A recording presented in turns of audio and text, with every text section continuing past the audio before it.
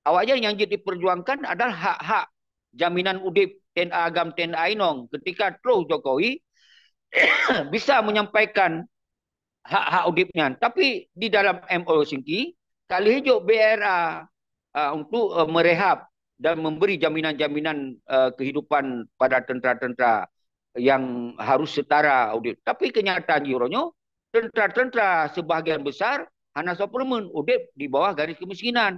Justru petinggi dan panglima-panglimanya audit bereporia dengan kemewahan.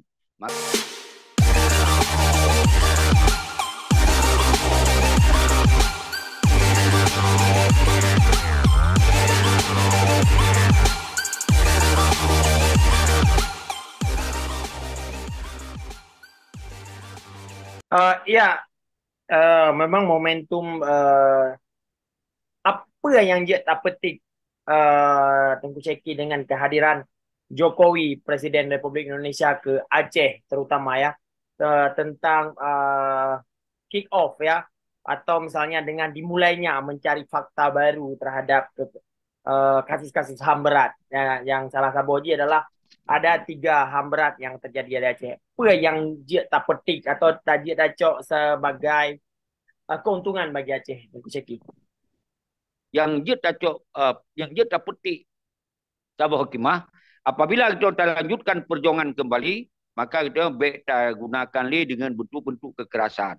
Maka akan meninggalkan pilu yang sangat dalam, urangnya terjadi di arah kendor, terjadi simpang KKA, di betung atu, nya mandung kezaliman-kezaliman, kebiadaban-kebiadaban yang terjadi disebab terjadi perang. Maka dengan kedatangan Jokowi, lun kira nyo tetap yang bisa membahas persoalan-persoalan program NKRI tentang orang gubernur, DPRA dan tingkat bupati, bupati dan DPRK. Jadi mereka lah yang menyampaikan apa-apa yang ada menyangkut dengan kepentingan rakyat, kepentingan ada jaminan kepada tentera-tentera agam, tentera inong yang orangnya hanya permen. Paling secara di dalam NKRI, awaknya yang diperjuangkan adalah hak-hak jaminan udip ten agam ten ainong ketika terus Jokowi bisa menyampaikan hak-hak udipnya. Tapi di dalam MOU Singki, kali hijau BRA untuk merehab dan memberi jaminan-jaminan kehidupan pada tentera-tentera yang harus setara audit. Tapi kenyataan Euronya, tentera-tentera sebahagian besar hanya suplemen audit di bawah garis kemiskinan. Justru petinggi dan panglima-panglimanya audit bereporia dengan kemewahan. Maka lung kira dengan kehadiran Jokowi paling oleh pihak yang memang dalam NKRI hari ini bisa mengeluarkan pemikiran-pemikiran. Semoga di bawah Jokowi ini bisa mengevaluasi tentang apa yang akan terjadi di Aceh, baik secara kepentingan tenda agam tenda ainong maupun kepentingan pembangunan seluruh Aceh ini harus dievaluasi. Baik biaya dari BRA harus dievaluasi. Bantuan-bantuan kompensasi yang dijuk oleh Indonesia berarti nyo harus dievaluasi. Apabila sesuatu yang tidak merata untuk kepentingan perjuangan kepentingan ten agam ten ainong, nyo semestinya harus tindakan-tindakan yang dilakukan oleh Jakarta atau Indonesia. Lo kira lagi kan? Berarti no bersuara tentang NKRI karena pilihan lo bukan. Apabila kanyaman dengan MOU Singki, berarti di dalam MOU Singki kita hanya bicara mereka. Yang kasabi lo bukan. Tapi kita bicara keadilan paling tidak. Cuman kada takalon serbanyo di bawah NKRI 18 tahun ke atas bergabung tetap terjadi permasalahan-permasalahan baru, terutama keadilan dan pemerataannya tetap hanya terjadi. Maka sabotre apabila nyo hanya tersenangi apa yang terjadi 18 tahun, maka lun sabi-sabi lembaga lun gerakkan persoalannya, serahkan Pak Bangsa Aceh dengan kita lakukan gerakan revolusi. Semoga kita nyatakan sikap secara menyeluruh. Berarti hanya di sabo-sabo, kon kana Remo Gedung, kon kana KKA atau karena lain-lain. Tapi mantum persoalan orangnya dia tak sampaikan sini. Apabila hanya selesai dalam batas wate, maka kita punya hak untuk menyatakan sikap menuntut hak kemerdekaan dan kedaulatan atau tanah air. Ini yang juga sampaikan ke Rodi. Ya, mungkin terhadap korban, Iban Tungku Ceki. Karena kan korban pasti banyak yang berjatuhan di rumah gedung, di pelanggaran-pelanggaran berat kan ya. Nyan, Ciban bro dan Tungku Ceki. Yang diatur di dalam MOU Helsinki rehabilitasi baik korban konflik, ada korban konflik baik masyarakat maupun siapa saja yang korban di dalam peperangan itu ditanggung oleh negara dengan dikasih uang kompensasi kan. Tapi yang menyangkut dengan rumah gedung pun yang karena di dalam anggaran-anggaran yang diberikan oleh Jakarta, oleh Indonesia kepada perdamaian tersebut. Ini persoalannya nyo hana soal audit ke korban-korban konfliknya hana tuh hana dinikmati. Makanya lo pegah yang diperkaya urung-urung yang padudro urung petinggi dan panglima-panglima wilayah padudro dapat.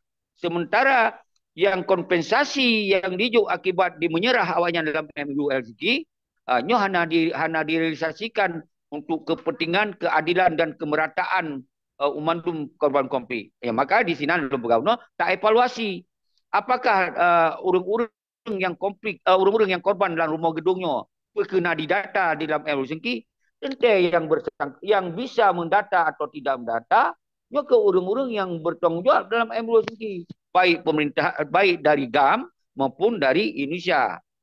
Ternyata di dalam proses implementasi persoalan Aceh ternyata 18 tahun yang tak kalau hanya pemerataan yang kesenjangan sosial, kesenjangan ekonomi antara rakyat dan tentara-tentara dengan petinggi-petingginya yang sangat jauh perbedaannya. Lo kiranya yang dan bisa melahirkan partai politik. Di sini ladang minta peng pengerayat bahwa mentok pikir mereka yang tunggu dodi yang berdasarkan lun kalon yang terjadi di Aceh mungkin kita yang mendung kita kalon bersama-sama nyo ke lagi yang terjadi. Ya, Aceh dipilih ya, Tungku Ceki ya, untuk kick off atau peletakan dasar-dasar daripada pencarian fakta yang pelanggaran HAM berat yang terjadi di Aceh. Jokowi dan juga yang mengatakan bahwa ijak Jokowi kan untuk tapi untuk sebagian orang untuk mengaburkan fakta-fakta yang terjadi di lapangannya di Ban dan kalian. Betul ya lagian atau Kiban Kusyaki? Jadi kalau pegah dasar hukum di NKRI, okey, yang sabar oleh kebijakan pementong berarti bak kebijakan Indonesia. Kalau di daerah kebijakan bak DPRA dan eksekutif. Yang sabar harus apabila terjadi yang tanya pikirkan analisa asumsi dan seterusnya, kita hanya bisa mengeluarkan pendapat.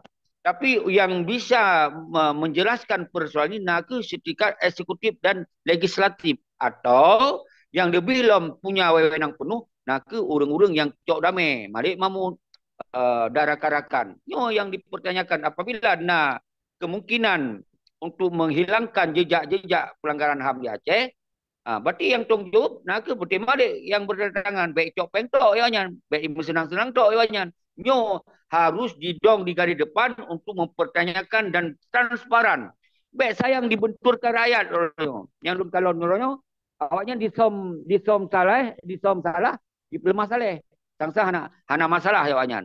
Maka pegotlah gerakan-gerakan noronyo seakan-akan awaknya hana setuju ataupun yang dicok sikap oleh PJ Bupati.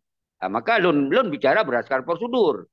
Setuju hana setuju prosedur dia adalah berdasarkan pembahasan di dalam DPRA, DPRK dan eksekutif dengan legislatif.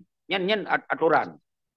Kemudian menyangkut keadilan, menyangkut hana selesai MOU Helsinki. Jadi warning ni kalau 18 tahun kan. Berarti pilihan. Apabila hana selesai ya berarti kita jo harus cok sikap, harus cok ketegasan. Jadi nyo hanya bermain-main awaknya. Jadi yang dipeng rakyat jadi pun tentera laju sampai yang meninggal hana sopermun. Nyo yang terjadi tengku dodi. Maka lun hadir sabe untuk meminta kejelasan dan kepastian tentang persoalan Aceh Baik sampai rakyat itu kena tipu, kena bohong sepanjang masa. Sementara petinggi-petingginya bermain-main dengan segala kondisi di Aceh. Ini realita yang terjadi. Menyangkut ada Indonesia, itu saya kan bukan pejabat. Lalu kan pejabat. Jadi kebijakan-kebijakan itu ya tentu karena Aceh dalam NKRI, memandung kebijakan ya berdasarkan undang-undang yang diatur oleh NKRI. Kecuali saat kita belum menyerah, saat kita belum dipenyerah, saat kita belum kalah perang, belum ditakluk perang, berarti tetap berjuang kita mati-mati, berarti jelas persoalannya, berarti masih antara Aceh dengan Indonesia. Tapi hari ini Aceh karena menyerah lewat MOU, tentu kebijakan itu ada pada Indonesia. Kalau saya kan nggak bisa bilang apa-apa. Yang bisa bilang apa-apa kan mereka yang ada di aturan hukumnya, DPRA dan eksekutif. Nyan mentong yang harus tapi pemahaman bak masyarakat Tengku Dodi, be salah menganalisa. Seakan-akan kalau orang lain jadi PJ, jadi gubernur, berarti orang itu bisa semena-mena melakukan terhadap Aceh. Sementara kita harus beri pemahaman, gubernur siapapun, mau Aceh dia, mau siapa dia, tetap harus dijalankan berdasarkan undang-undang dari RI itu sendiri dan diperkuat dengan legislatif dari undang-undang yang dibuat persetujuan oleh DPRA, tingkat kabupaten adalah DPRK. Jadi apabila DPRA atau DPRK tidak menyetujui ada kebijakan PJ gubernur, PJ bupati, maka nggak bisa dijalankan. Tapi realita aman-aman saja. Karena awalnya cok fee. Ada setiap kebijakan awalnya cok fee. Cok keuntungan. Jadi rakyat yang dikorbankan. Jadi nyoke yang saya bisa beri lebih penerangan, lebih penjelasan, lebih pemahaman-pemahaman. Semoga bangsa, rakyat baik korban li. Yang ke korban lepur be, hana sotong jauh. Orangnya baik tak korbankan rakyat dengan cara-cara yang rakyat mudarat daripada manfaat. Lo kira menan tu Dodi. Oke, Tunggu Ceki, terima kasih Beredat bergabung dengan Sahas menerangkan apa yang sebenarnya terjadi dalam hal Rumah Gudung dan juga dalam hal keinginan korban Rumah Gudung dan juga pelanggaran HAM berat yang terjadi di Aceh. Terima kasih Tunggu Ceki, Lumtup, wabillahi taufiq wal hidayah. Assalamualaikum warahmatullahi wabarakatuh. Waalaikumsalam warahmatullahi wabarakatuh.